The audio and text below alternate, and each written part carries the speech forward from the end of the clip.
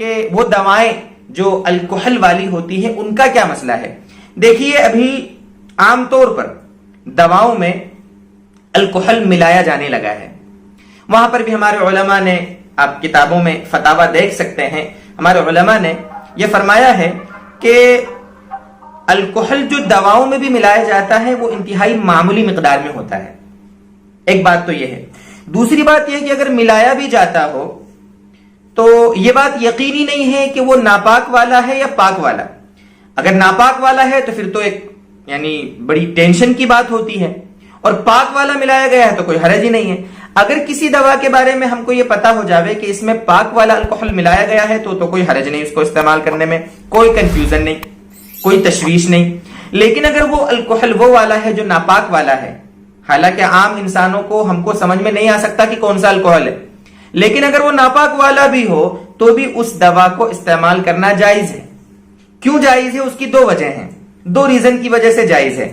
پہلا ریزن تو یہ ہے کہ عموم بلوا، یعنی عام اس کا کثرت سے استعمال دواؤں میں ہونے لگا ہے، جس کی وجہ سے اگر ہم الکحل والی دواؤں کے استعمال کو منع کر دیں گے، ناجائز ہونے کا فتویٰ دے دیں گے تو لوگوں کو حرج لازم آئے گا.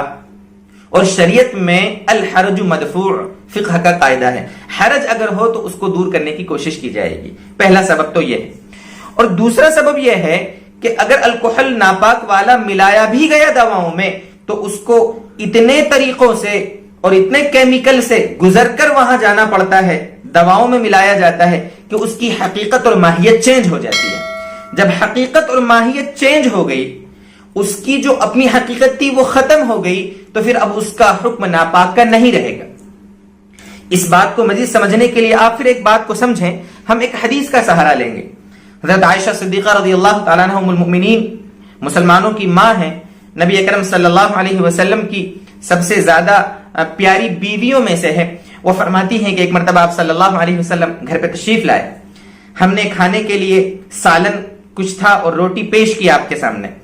آپ صلی اللہ علیہ وسلم نے فرمایا، مسلم شریف کی روایت ہے، آپ صلی اللہ علیہ وسلم نے فرمایا الم ار برمتا لنا، مطلب کیا ہم نے وہ ہانڈی نہیں دیکھی تھی، اس میں کچھ پک رہا تھا، گوشت کیا تھا، وہ اس میں سے نہیں کھلاتے؟ اللہ کے نبی صلی اللہ علیہ وسلم نے فرمایا. تو حضرت عائشہ صدیقہ رضی اللہ عنہا فرمانے لگی کہ اللہ کے رسول صلی اللہ علیہ وسلم، ہماری باندی جو بریرہ ہے نا، دراصل اس کو صدقے میں گوشت آیا تھا، وہ اس میں پک رہا ہے، تو ہمیں مناسب نہیں لگا کہ ہم صدقے کا گوشت آپ کو کھلائیں، اس لیے ہم نے آپ کے سامنے یہ سالن اور روٹی پیش کی ہے. تو آپ صلی اللہ علیہ وسلم فرمانے لگے کہ وہ صدقہ اس کے لیے تھا. روایت کے الفاظ میں آپ کے سامنے پیش کرتا ہوں. آپ نے فرمایا هو علیہا صدقۃ وہو منہا لنا ہدیۃ، کہ وہ اس کے لیے صدقہ ہے، لیکن جب وہ اس کی ملکیت میں آ گیا، اب وہ جسے بھی چاہے کھلائے، وہ اس کے لیے اب ہدیہ ہے. وہ اس یعنی ملکیت کنورٹ ہو گئی، حقیقت چینج ہو گئی. جیسے بہت سے غریب لوگ ہوتے ہیں نا، ان کو ہم صدقے کا مال دیتے ہیں، زکوٰۃ کا مال دیتے ہیں اگر وہ مستحق ہوں، اور اس کے بعد انہی کے گھر میں اگر مان لو شادی ہے یا ویسے ہی کوئی موقع آیا ہے اور ہم کو دعوت دیں، یعنی جس نے زکوٰۃ دی ہے، جس نے ان لوگوں کا تعاون کیا ہے، وہی ان کے یہاں کھانے کے لیے دعوت میں جائیں. سوال ہے کہ کیا ہمارے لیے کھانا جائز ہے؟ لوگ سوال پوچھتے ہیں، لوگوں کے ذہن میں سوال آتا ہے. تو ہم یہ جواب دیں گے کہ جب وہ اس کی ملکیت میں چلا گیا تو اب وہ اسے کسی کو بھی کھلائے، وہ اس کے لیے ہدیہ ہے. وہ صدقہ اس کے لیے تھا، وہ ہمارے لیے ہدیہ ہے. جب ملکیت چینج ہو گئی، حقیقت چینج ہو گئی، تو دیکھو حکم بھی چینج ہو گیا. ٹھیک اسی طرح یہاں مسئلہ ہے. علماء نے اس کو سمجھانے کی کوشش کی ہے کہ وہ الکحل اگر ناپاک والا بھی ہے تو وہ کئی ایسے طریقوں اور کیمیکل سے گزار کر دواؤں میں ملایا جاتا ہے کہ اس کی حقیقت چینج ہو جاتی ہے، اور حقیقت چینج ہو جاتی ہے تو اس کا مسئلہ بھی چینج ہو جاتا ہے. اس لیے الکحل والی دواؤں کو بھی استعمال کرنے کی گنجائش ہے. لیکن علماء نے سمجھایا ہے پرفیوم والے مسئلے میں بھی اور دواؤں والے مسئلے میں بھی کہ اگر بغیر الکحل والی دوا، بغیر الکحل والا پرفیوم اگر مل جاتا ہے تو اس کا استعمال کرنا بہتر ہے.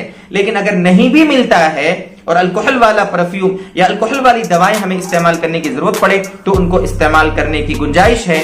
اللہ تعالی ہمیں سمجھا دے، مزید عمل کی توفیق عطا فرمائے.